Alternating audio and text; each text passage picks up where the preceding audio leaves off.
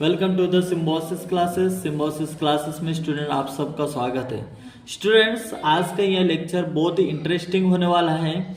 बहुत सारे बच्चों का कमेंट्स आ रहा था कि सर भिन्न का गुना हमें नहीं आता है, तो हमारे लिए एक सेपरेट वीडियो बनाओ। तो ये वीडियो आपके लिए ही है, तो अंत तक बने रहे। आपके सारे डाउट्स मैं क्लियर कराने वाला हूँ। तो आपके लिए मैंने 8 डिफरेंट टाइप्स के कुछ क्वेश्चंस लाया हूँ। अगर आप अंत तक बने रहते तो आपके सारे डाउट्स क्लियर हो जाएंगे और इस टाइप के कोई भी क्वेश्चंस अगर आपके सामने आते हैं तो आप आसानी से उन क्वेश्चंस को हल कर पाओगे। तो चलिए हम 1 बाय 1 क्वेश्चंस को सॉल्व करते हैं। सबसे पहला क्वेश्चंस देखो स्टूडेंट्स, यहाँ पर 3/10 - 1/20 है। तो इसके पहले हमारे लेक्चर में हमने एडिशन भिन्न का किस तरीके से हमको जोड़ना है, जोड़ करना है, तो उसके बारे में अपन ने पढ़े थे।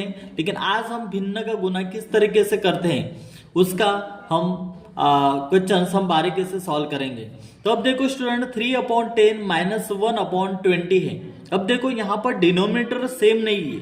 अगर 10 2 जा अगर 2 करते हैं तो 10 2 जा कितना होगा, 20 हो जाएगा स्टूडेंट्स। यानी डिनोमिनेटर अपने को किसी भी तरीके से सेम लाना है। जिस तरीके से हमने ऐड किए थे और उसमें डिनोमिनेटर सेम लाए थे, उसके बाद फिर एडिशन किए थे और फिर हमारा आंसर आ जाता था, उसी तरीके से आपको भिन्न का गुना करते समय डिनोमिनेटर को सेम लाना है। तो अब यहाँ पर देखो स्टूडेंट, 10 और यहाँ पर 20 ये दोनों मैच नहीं कर रहे, ये अलग अलग डिनोमिनेटर है।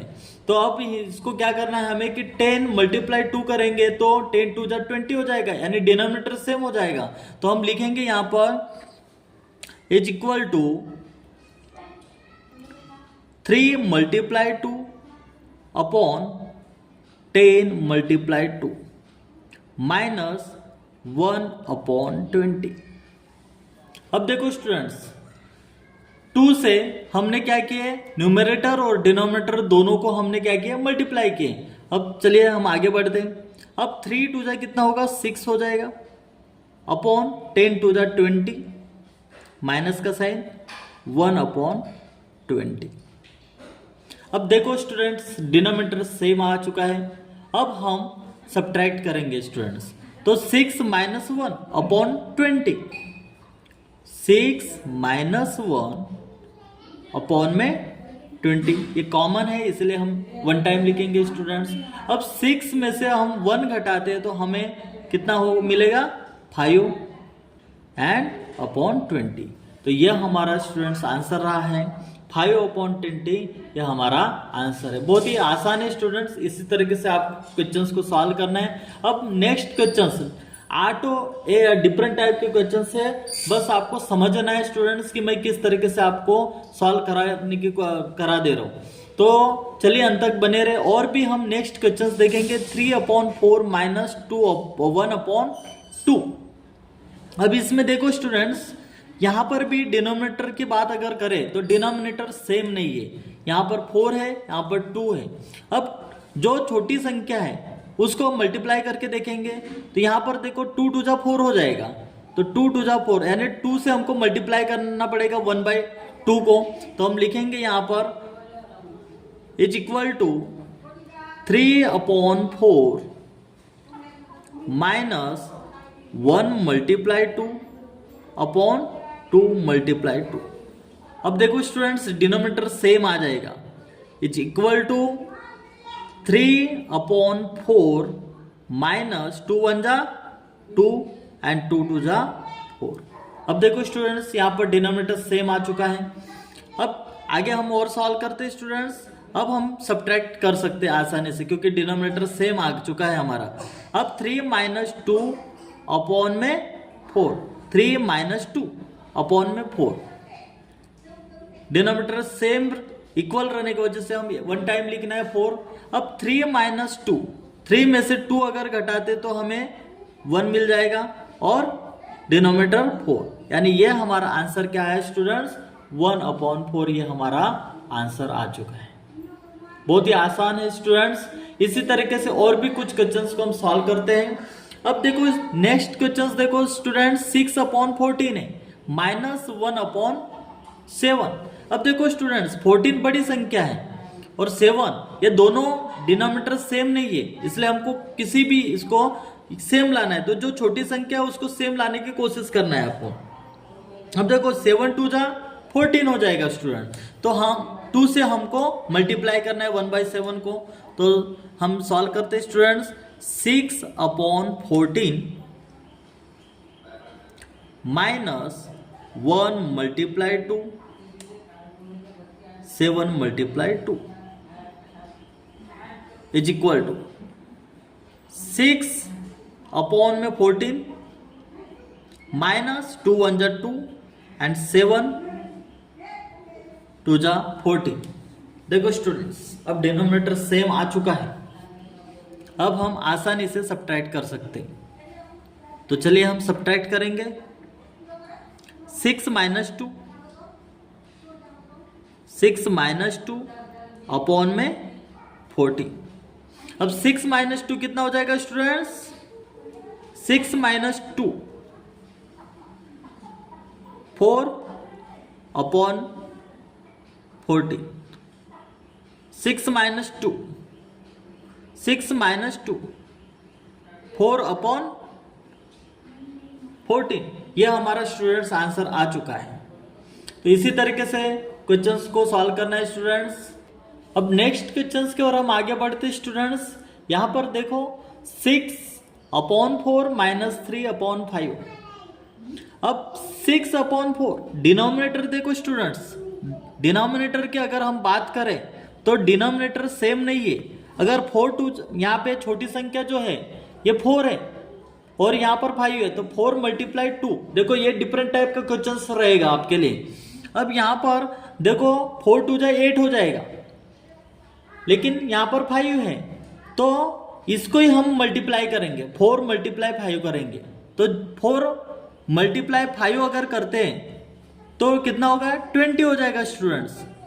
तो चलिए हम इसको सॉल्व करने की कोशिश करेंगे। अब देखो ये डिनोमिनेटर सेम लाने की कोशिश करना पड़ेगा।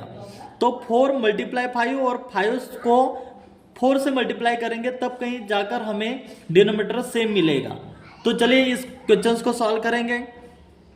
6/4 को हम मल्टीप्लाई किससे करेंगे? 5 से, और 3/5 को हम 4 से मल्टीप्लाई करेंगे, तब कहीं हमारा डिनोमिनेटर सेम आएगा। अब देखो स्टूडेंट्स, मैं सॉल्व करा देता हूं आपको। 6 मल्टीप्लाई 5 अपॉन 4 मल्टीप्लाई 5 माइनस, इसको भी हम मल्टीप्लाई करेंगे 3 multiply 4 upon 5 multiply 4 is equal to, अब देखो स्टूडेंट्स 6 5 जा कितना हो जाएगा स्टूडेंट्स? 30 अपॉन 5 4 जा कितना हो जाएगा? 20 हो जाएगा स्टूडेंट्स। माइनस का साइन, 3 4 जा 12 एंड 5 4 जा कितना होगा? 20। अब देखो स्टूडेंट, डिनोमिनेटर हमारा सेम आ चुका है। अब हम आसानी से सब्ट्रैक्ट कर सकते हैं स्टूडेंट्स। अब देखो 30 minus 12, 30 minus 12 upon 20 is equal to 30 minus 12 कितना होगा स्टूडेंट्स? 18। तो 18 हम लिखेंगे 18 अपॉन 20। तो ये रहा स्टूडेंट्स हमारा आंसर। बहुत ही आसान तरीके से अपन सॉल्व करने की कोशिश की। अब देखो स्टूडेंट्स, इसके बाद का क्वेश्चंस देखो, ये भी डिफरेंट टाइप का क्वेश्चंस है। 2/7 माइनस 1/4 इसी तरीके से हमने सॉल्व करना है हमें। अब देखो 4 से अगर मल्टीप्लाई करेंगे, ये छोटी संख्या है डिनोमिनेटर, 4 2 जा 8 हो जाएगा, लेकिन यहाँ पे 7 है, तो इक्वल होगा क्या? नहीं होगा। तो हमें क्या करना पड़ेगा? 7 मल्टीप्लाई 4 और 4 मल्टीप्लाई 7। तो हम 2/7 को अगर हम मल्टीप्लाई करते 4 से तो 28 हो जाएगा, और 1/4 को मल्टीप्लाई अगर हम करते हैं 7 से तो वो भी 28 हो जाएगा। तो इसमें हमको जो डिनोमिनेटर है ये डिनोमिनेटर हमको सेम मिल जाएगा। तो चलिए हम इस क्वेश्चन को इसी तरीके से सॉल्व करते हैं।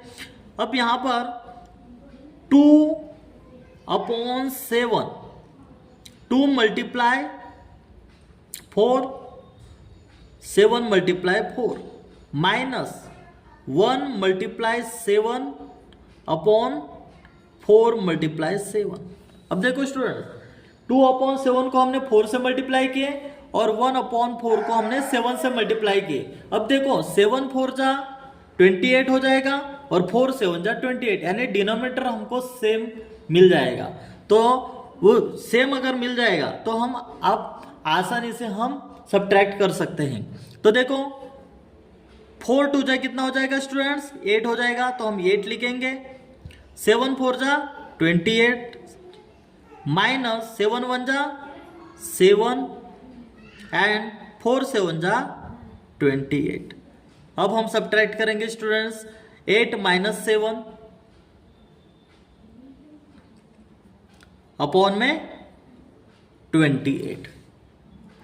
अब देखो स्टूडेंट्स 8 माइनस 7 कितना 1 हो जाएगा और 28। अब देखो स्टूडेंट्स यहाँ पर ये हमारा आंसर आ चुका है। बहुत ही आसान है स्टूडेंट्स, इसी तरीके से आपको क्वेश्चंस को सॉल्व करना है। अब हम देखेंगे स्टूडेंट्स नेक्स्ट क्वेश्चन 6 क्वेश्चंस की ओर हम आगे बढ़ते हैं। अब यहाँ पर 4 अपॉन 6 माइनस 3 अपॉन 5।